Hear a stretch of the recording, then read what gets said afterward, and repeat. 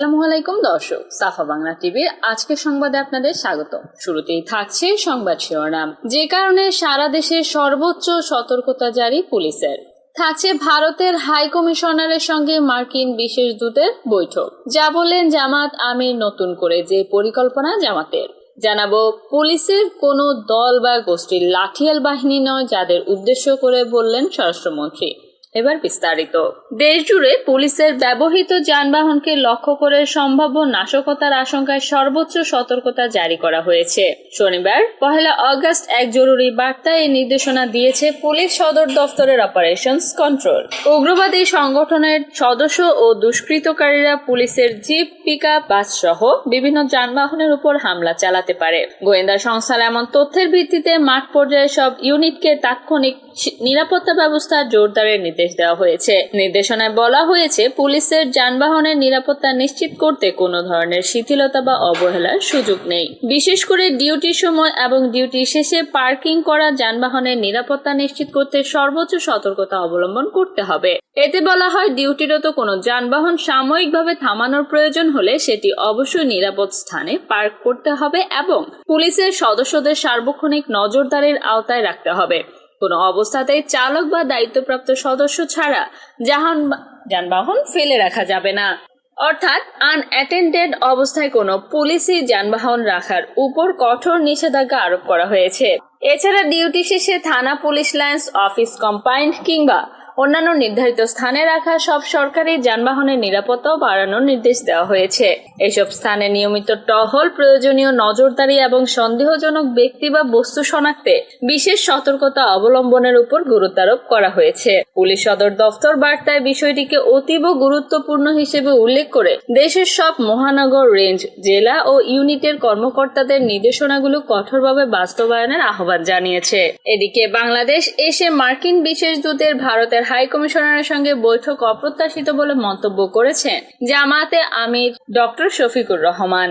তিনি বলেন, বাংলাদেশ ও যুক্তরাষ্ট্রের দ্বিপাক্ষিক বিষয়ে আলোচনা দেশের সরকার ও বিরোধী দলের সঙ্গে হওয়া উচিত, অন্য কোনো দেশের সঙ্গে আলোচনা কাম্য না। শনিবার 1 আগস্ট দুপুরে সিলেটের একটি স্থানীয় দৈনিক পত্রিকার প্রতিষ্ঠা বার্ষিকীতে এসে এমন মন্তব্য করেন তিনি। এর আগে সিলেটের স্থানীয় একটি দৈনিক পত্রিকার প্রতিষ্ঠা বার্ষিকী অনুষ্ঠানে যোগ দিতে সিলেটে আসেন শফিকুর রহমান। অনুষ্ঠানের শেষে সাংবাদিকদের সঙ্গে কথা বলেন তিনি। শুরুতেই আসছে স্থানীয় সরকার নির্বাচন ইস্যুতে এক প্রশ্নের জবাবে তিনি বলেন, প্রথমত স্থানীয় সরকার নির্বাচন কখন হবে এটা এখনো ঠিক হয়নি। দ্বিতীয়ত হলো, সরকার কিছু প্রক্রিয়া শুরু করেছে, এতে আমির উদ্বিগ্ন। একজন দলীয় লোক 5-7 বছর আগে যিনি অবসর নিয়েছেন, একেবারে খাস দলীয় লোক, তাকে নির্বাচন কমিশনে পোস্টিং দিয়ে পদায়ন করা হয়েছে। অতীতের যে নির্বাচন গেল 2026 সালের 12 ফেব্রুয়ারি, এটা দেখে আমরা এমনিতেই শঙ্কিত।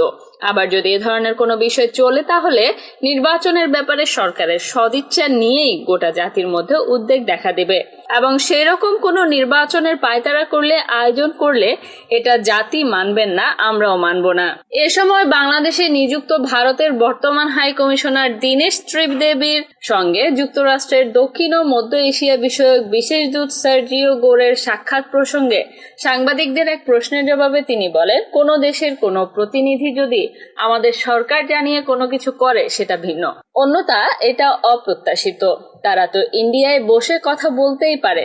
তিনি তো ইন্ডিয়ান হাই কমিশনার, এখানে এসে রাষ্ট্রদূতের সঙ্গে কথা বলা, এটা যদি শুধুমাত্র কোনো সৌজন্য মোলাকাত হয়ে সেটা ভিন্ন কথা, কিন্তু যদি দুই দেশের কোনো বিষয় হয়ে থাকে সেটা সরকারের সঙ্গেই হওয়া উচিত, বিরোধী দলের সঙ্গে হওয়া উচিত। পার্টিকুলার কোনো দেশের কোনো কূটনীতিবিদের সঙ্গে এটা আমাদের কাম্য না। থাকছে স্বরাষ্ট্রমন্ত্রী সালাউদ্দিন আহমেদ বলেছেন, পুলিশ কোনো রাজনৈতিক দল, ব্যক্তি বা গোষ্ঠীর লাঠিয়াল বাহিনী নয়। পুলিশ হবে জনগণের বন্ধু, সেবক এবং আইনের নিরপেক্ষ প্রয়োগকারী। তিনি বলেন, দেশের আইন শৃঙ্খলা রক্ষা করা, জনগণের জানমালের নিরাপত্তা নিশ্চিতকরণ এবং মানবাধিকার সমুন্নত রাখার ক্ষেত্রে পুলিশ সদস্যদের পেশাদারিত্ব, সততা ও জবাবদিহিতার সঙ্গে দায়িত্ব পালন করতে হবে। রোববার সকালে বাংলাদেশ পুলিশ একাডেমি সারদায় 27তম বিসিএস পুলিশ ব্যাচের সমাপনী অনুষ্ঠানে প্রধান অতিথির বক্তব্যে তিনি এসব কথা বলেন।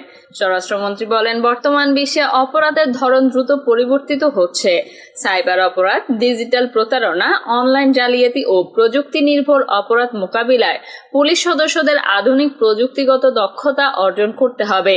জনগণের আস্থা ও বিশ্বাস অর্জনের মাধ্যমে পুলিশকে একটি মানবিক ও জনমুখী বাহিনী হিসেবে গড়ে তুলতে হবে। তিনি বলেন, একটি গণতান্ত্রিক রাষ্ট্রের পুলিশ বাহিনীর প্রধান শক্তি হলো জনগণের আস্থা। তাই কোনো প্রকার রাজনৈতিক প্রভাব, পক্ষপাতিত্ব বা গোষ্ঠীগত স্বার্থের ঊর্ধ্বে থেকে সংবিধান ও আইনের প্রতি আনুগত্য বজায় রেখে দায়িত্ব পালন করতে হবে। প্রশিক্ষণপ্রাপ্ত নবীন পুলিশ কর্মকর্তাদের উদ্দেশ্যে স্বরাষ্ট্রমন্ত্রী দেশপ্রেম, সততা, পেশাদারিত্ব ও মানবিক মূল্যবোধকে ধারণ করে জনগণের প্রত্যাশা পূরণে কাজ করার আহ্বান জানান। অনুষ্ঠানে প্রশিক্ষণ সফলভাবে সম্পন্নকারী কর্মকর্তাদের অভিনন্দন জানিয়ে মন্ত্রী বলেন, অর্জিত জ্ঞান ও দক্ষতাকে কাজে লাগিয়ে দেশের জনগণের কল্যাণে নিষ্ঠা ও আন্তরিকতার সঙ্গে দায়িত্ব পালন করতে হবে। এ সময় বিভিন্ন বিষয়ে শ্রেষ্ঠত্ব অর্জনের জন্য 3 জন শিক্ষানবিশ সহকারী পুলিশ সুপারদের মধ্যে পুরস্কার তুলে দেন স্বরাষ্ট্রমন্ত্রী। সুপ্রিয় দর্শক, আমাদের ভিডিওটি দেখার জন্য অনেক অনেক ধন্যবাদ। চ্যানেলটি যদি সাবস্ক্রাইব না করে থাকুন অবশ্যই সাবস্ক্রাইব করে নিন।